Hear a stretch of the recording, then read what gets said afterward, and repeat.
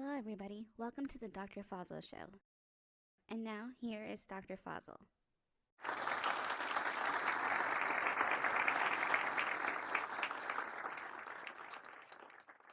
Ladies and gentlemen, welcome to Dr. Fazil TV show.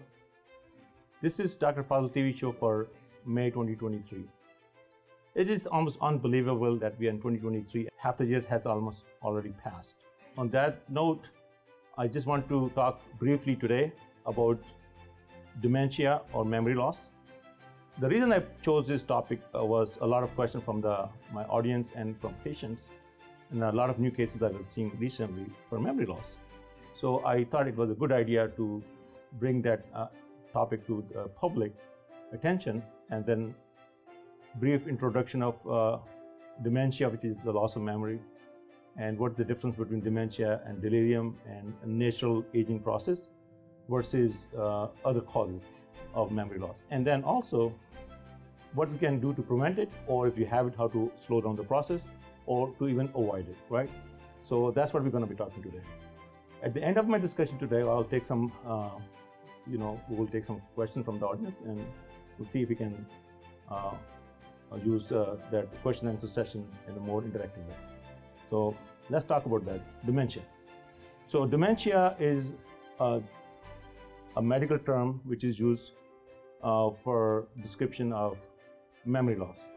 Now we have to understand that with time, as people get older, there's a slowing of the memory.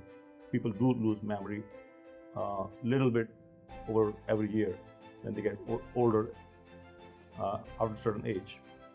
So that's a normal process. Just like you lose your muscle mass or other aging process in the body, your brain also have aging process.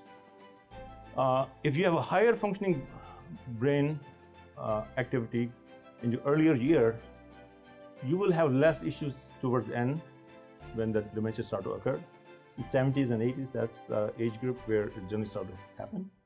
So, but some people have early dementia as well. And it depends on the causes of dementia. What age group the dementia will start also depends on a lot of factors. So we'll briefly discuss that too. So basically, let's go to the basics. Dementia is a loss of memory, both recent and remote memory, but mostly recent memory or short-term memory. So we have long-term memory and short-term memory. So in dementia, generally people start to lose short-term memory, or long-term memories kind of tend to stay longer than the short-term memory. So typically, what I heard from somebody was saying that, a person was taking care of patients in a memory care place, like a dementia place, that most of the patients, they revert to their childhood, like they think they are child again. And the reason is that they remember most of their remote memory, which is from their childhood. So they think they're 13 years old, or they're like certain kind of things which they like to use to do when they were a child. So they are reverting back to their childhood. So that's because they're remembering they have a remote memory still in there, but the short-term memory, like what they did yesterday or day before yesterday, they tend to forget things, or where they left the keys, those kind of things, right? So there's a difference between dementia and delirium. The delirium means that people have waxing and waning memory loss. Like one day they will have a better memory, the next day they will have less memory. That's not dementia. Dementia is a chronic, irreversible, progressive, declining condition. So once you have it, it's like, if it's treatable, it's a different story. But most chronic dementias, they are like progressive, not reversible in nature. So delirium is where you have memory today and tomorrow your memory is not there, and day after tomorrow you will have your memory back.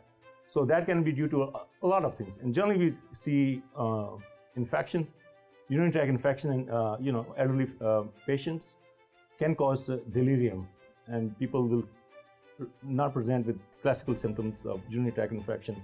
For example, burning in the urine or frequency of urination.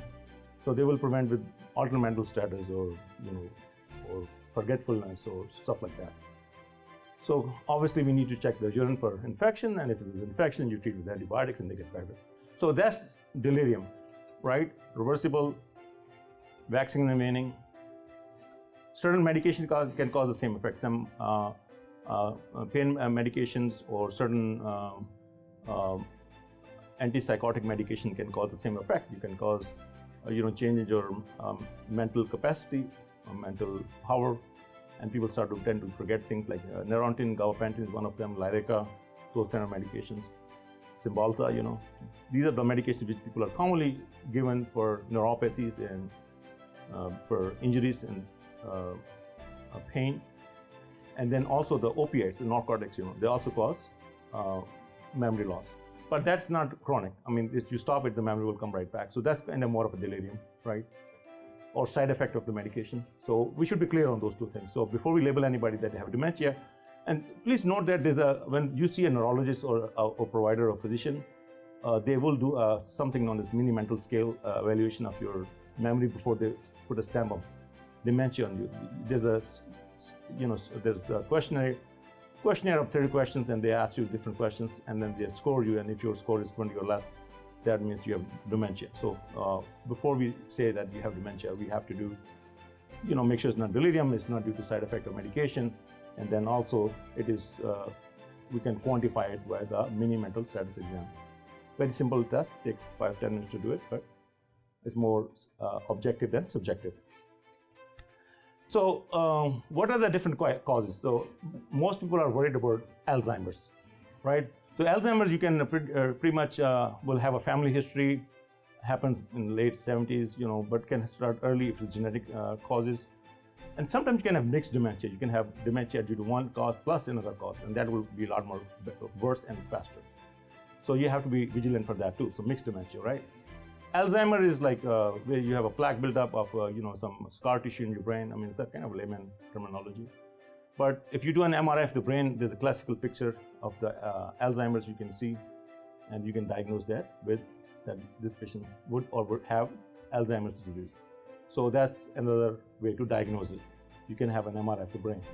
Now, the other causes of dementia are vascular dementia. Vascular dementia means that, as you can see behind the slide, or I can bring in front of you, in front of me, as my friend. Right here, you can see this is the brain. Let's nod it, right here.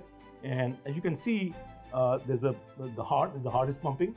The blood is going from the aorta to carotid arteries, which are the arteries in the neck, and it's going to the brain, and it's being supplied by the thing. Let's have this picture gone away, or the hologram. So now you know how the brain works, right? It gets blood supply from the heart through the carotid arteries to the brain. So if the blood supply to the brain is poor due to the plaque buildup, and you can see, let's bring another slide right here, the hologram right here. You can see this is the blood is going through this artery, and this the blockage is right here, carotid artery blockage. And if that is compromised, especially on both sides, it can cause a lack of blood flow to the brain, and it can cause dementia. Sometimes we call it a small vessel disease. Let's bring another slide right here. And you can see in this hologram that the blood vessel towards the end of the brain, they are kind of minute as compared to the healthy brain. Let this slide go. Let's bring another hologram right here. So you can see that those small blood vessels are plugged up at the end. Towards the end of the brain, they're plugged up. We call it small vessel disease. So what happened is that brain start to get less blood supply towards the edge of the brain. No, remember the brain. Let's move everything apart. Let me give you a brief anatomy of the brain. That's the brain right here. You can see the brain tissue outside. We call it gray matter, and the tissue inside we call it white matter. So the gray and white matter works together. So the gray matter is where all your calculations is happening, all your neurological functioning is happening. The white matter carries those messages from gray matter to spinal cord to the different parts of the body. So that's kind of basic latent anatomy of the brain. So if the gray matter is not getting blood supply, it will become poor in function, and one of the function of brain is to remember things and recall things. So patient will suffer from something we call small vessel disease or vascular dementia, right? And you can also diagnose that with CAT with the MRI of the brain. The CAT scan of the brain is mostly used for bleed of the brain or brain tumors, but MRI is more specific or more accurate for diagnosing neurological disorders. Then let's go over a few other causes of dementia. Metabolic causes like hypothyroidism. If your thyroid function is low, now you can see this is the neck right here, and this is in the middle of the thyroid gland. So if it produces a hormone known as thyroid hormone, if that's low, it can cause dementia. Now that's a good news because it's easy to treat. You can use levothyroxine, and we can check the blood test after a few weeks and make sure the dose is accurate, and that will fix it. And your memory will come right back. So hypothyroidism is another cause of dementia, right? So we talked about, there are a few other causes like high pressure in the brain, we call it hydrocephalus. And you can see here, there's a internal cooling system of the brain. You can think that way, like we have this is the white matter, gray matter, white matter, and in the middle you can see there's a fluid going on, which is known as CSF. Sometimes the pressure goes too high and kind of push the tissue of the brain outside, like make it compressed. We call it hydrocephalus, and that's another cause of dementia. So what you do, you make a kind of VP shunt. You make a little, put a little tube in the brain, then it goes under the skin and drains right into your belly, and we call it VP shunt, right? You can see it right here. This fluid is going right from the brain directly, bypassing everything, going to the belly, and this is known as a VP shunt. So hydrocephalus, if you have high pressure, that can also be diagnosed with MRI. It's reversible. That's the good news, right? So before we label somebody have dementia and automatically assume that patient has Alzheimer's, we should do diagnostic workup. That includes the brain MRI, definitely ultrasound of the carotid arteries to look at the blood supply, and also the blood test to look for metabolic causes. Actually, there's a whole bunch of blood tests which need to be done when we send the patient to neurologist for dementia workup. That includes certain kind of infections, for example, syphilis. So we have to check for syphilis. So as the story goes, Al Capone, the big Italian mafia in Chicago, back in the days when he was public enemy number one. At that time, when the government was trying to get him and they couldn't get him, so eventually he got arrested for tax evasion and was put into a very famous prison, Alcatraz. I mean, most people probably don't know that, but that's where he went. And then he was released after a few years back to his home in Florida. And that's when he have developed dementia. And then he died later because of dementia. I mean, his memory keep declining and he died. So when what he had was something known as neurosyphilis. So he got syphilis because he was also have, this prostitution rings, and from that place he got syphilis. He got syphilis from, from obviously unprotected sex, and that syphilis got, it can go to certain stages within primary, secondary, and tertiary. Tertiary syphilis is when it affects the brain and will have no other symptoms. So pretty much you have to do the blood test to find out. And if it is a VDRL test, if it's positive, then you can, how you treat it? Penicillin, right? Simple, one injection, good to go. So at that time, they didn't have that technology. So has he had that antibiotic available at that time, or was knowledge of that you can have syphilis in the brain, he would have been cured. Well, everything happened for a reason. So I'm just bringing up that important historical topic to the discussion because, we can miss things very easily if we are not vigilant. As they say, the eye sees what the mind knows. So if you're not aware of things, you will never think about it. You have to think about it to make a diagnosis. So that's why when you or loved one think somebody is having dementia, before you label Alzheimer's, please do take the necessary step to have them seen by the doctor, especially the neurologist, the brain specialist. Now, how we treat it, obviously, as it depends on the cause. If the cause is, vascular dementia, control the blood pressure, control the cholesterol. If it is due to hydrocephalus, there's certain medication which we can use, but one of the ways to use the VP shunt, like bypass the brain circulation system directly to the belly. Also, if you have, metabolic causes like, if you have hypothyroidism, go back on Synthroid. Vitamin B12 deficiency can cause dementia as well. If that's low, that should be checked and also be, and that should help too. I mean, again, this is a very simple discussion about dementia. There's some rare causes too of dementia, like heavy metal poisoning, blood disorders. I'm bypassing all that because they are like 5%. 95% is what I'm talking right now. So let's worry about the 95%.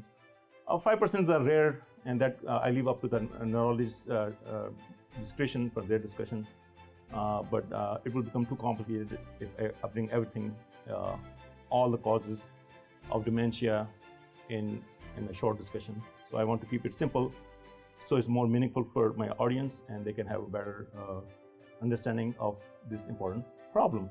Now, there's one more thing I have to bring up. It's known as brain fog. So lately, after COVID-19, I've been seeing a lot of patients with, early onset of memory loss.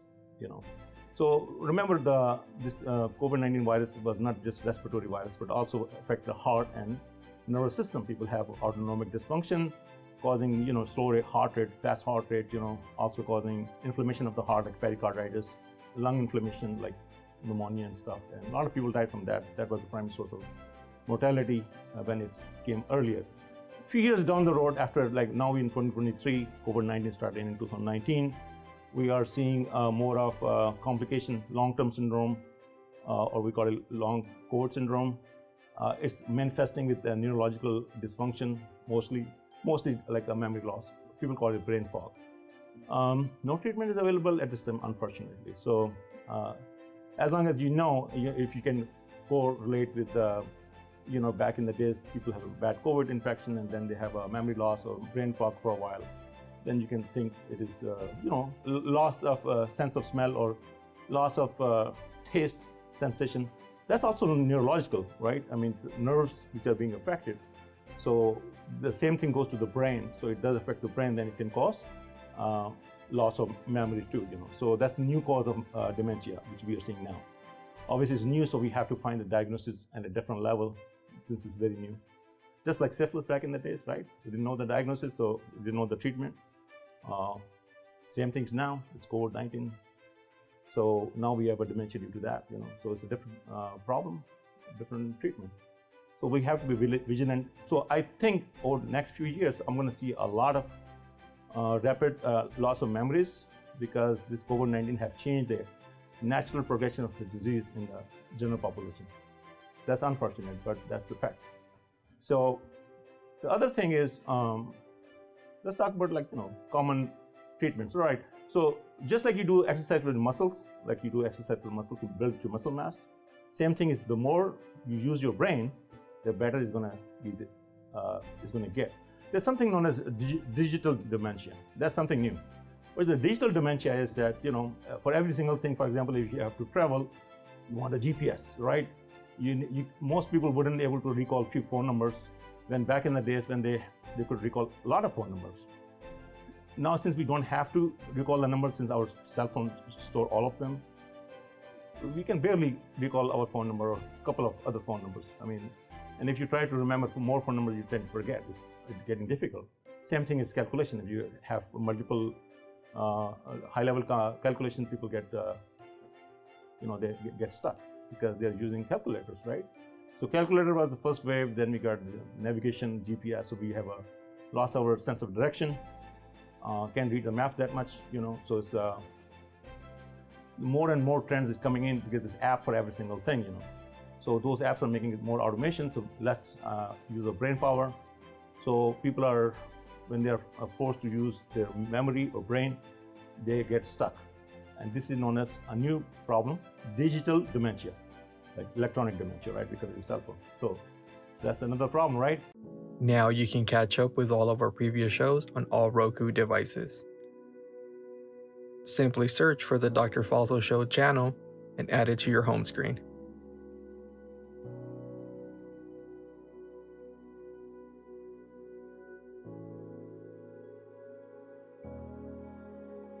View our videos online by visiting our website at www.drfazilshow.com.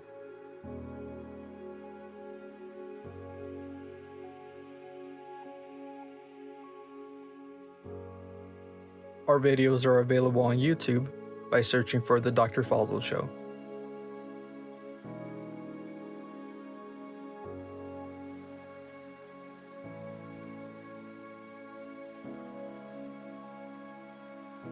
And don't forget to subscribe to our channel. The Dr. Fazil Show is available in multiple provider office waiting rooms across Yuma, Arizona. Don't forget to get your copy of Health Tips magazine and read about this interview, currently distributed across Yuma, Arizona. So every technology have a pros and cons, and here's the cons.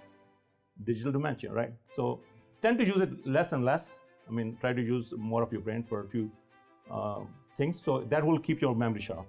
Try to remember the phone numbers. Try to do mental calculations. Try to use not a GPS to see if you can. If you lose your navigation system or whatever, you can still make it back to your home.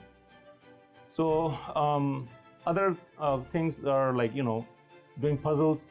If you're having any memory loss issues, then, and if you think it's not reversible, it's like Alzheimer's or something like that, then use the a lot of puzzles to play with, so you can keep your brain sharp. That's one of the way to slow down your memory loss.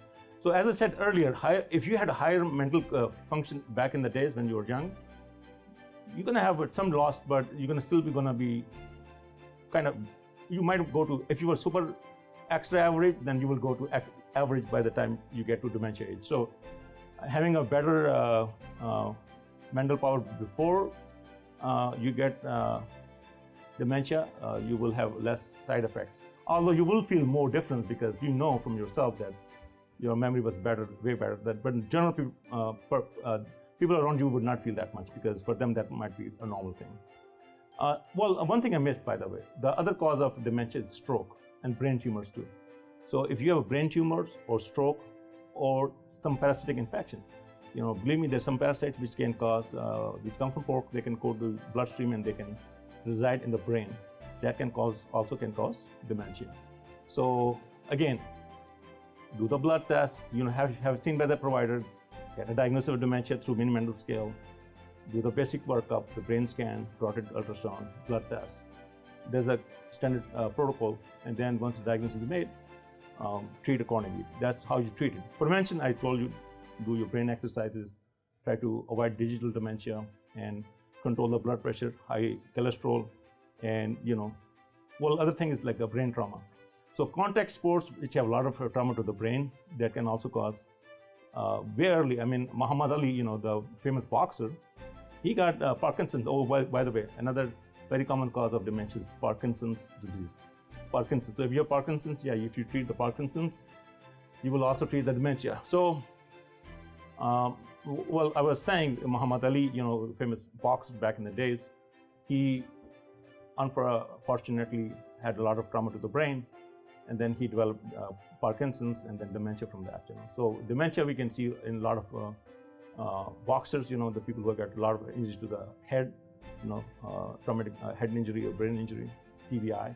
That's another source of dementia. So early from very beginning, you should avoid, especially your children, not having too much trauma to their brain, because that repeated trauma can cause early onset of dementia, right? So protect your brain, please protect your brain. Brain has everything over your body. Brain controls everything, right? So last thing, I think that will that's where I wrap it up, and I will love to take some questions from the audience. So if there's any questions, I'll start taking questions now. So question, please. At what age do most people develop dementia? So as I said, it depends on the cause. You can, let's say if you get neurocephalus, for example, or you can get in even in 40s and 50s. But if we're talking about like vascular dementia or Alzheimer's, that generally happens, and if it's not genetic, generally in 70s, start to kick in, and then they start to get worse over a period of time. In the next 10 years, you're gonna have a significant dysfunction where you will have if you want to have a genetic answer, what age in 70s? I mean, I have seen patients which have in the 90s and the memory is pretty sharp. So it's not just the age thing, but like few things are common in few things. Certain age group, 70s is where you typically start to see that thing. And if you start to develop dementia, for example, Alzheimer's, in a very, very small period of time, you will have dependency for even basic things from your loved one or people around you. Was a good question. What is the role of Prevagen for dementia treatments? Oh, that's a very good question. So we normally hear a lot of things about using Prevagen. You can see back on my slide, on the slide, there's a bottle of the Prevagen. So Prevagen is actually nothing but vitamin D. So a lot of people do not know that. So Prevagen is vitamin D. So there's some evidence that vitamin D supplementation, if you're low on that, will help. So Prevagen can help if you're low on vitamin D. So when we do dementia workup, we do check for vitamin D. So yes, so you can take Prevagen or you can just take extra vitamin D. It's the same thing. A lot of people have that do not know that is actually the same thing. So it's a fancy form of vitamin D. It just kind of sells better, looks good, but it's the vitamin D. So that was a good question again. Well, I think that that person have a next one. Yeah, I think she have a question. Yes, you can ask a question. Go ahead. What are early onset symptoms of dementia? Oh, early onset of symptoms of dementia depends on the cause. So, for example, if the cause is vascular dementia, you will have just like short-term memory loss, like you wouldn't remember where the keys are, what are you doing in this room, or with what you ate this morning and stuff like that, So that's a common symptoms. But if you have Parkinson's disease, for example, then the symptom would include the tremors of the hand. The symptoms would include shuffling gait, as well as the face look different. They look like kind of like have no wrinkles. They would look young. Actually, the people who have Parkinson's look younger than their age because they lose wrinkles, because they lose the muscle tone in the muscle face. Oh, actually, it does not lose the tone, but it becomes more spastic. Muscle become more of the face become more spastic, like more into spasm, and they lose wrinkles. And typically, those patients look younger than their age. So they will have a shuffling gait, younger looking faces, and tremors, which is we call resting tremors. Their hands and thumbs, like you will see like a pill rolling tremors when they're resting, plus loss of memory. So that's Parkinson's disease. So again, question was what are the symptoms or signs of dementia? Depending on the cause, obviously it's the short-term memory loss more than long-term memory loss. That's the heart of all the dementias. But then associated factors would depend on the cause as well. Good. Well, I think we have no more questions this time. So on that note, ladies and gentlemen, you have a blessed day, and we'll meet next time. Till the next time, it's Dr. Fazil, Dr. Fazil TV show. Stay tuned up, and we'll bring more interesting topics in the next month. Have a nice day, ladies and gentlemen. Thank you so much for coming in and attending Dr. Fazil TV show.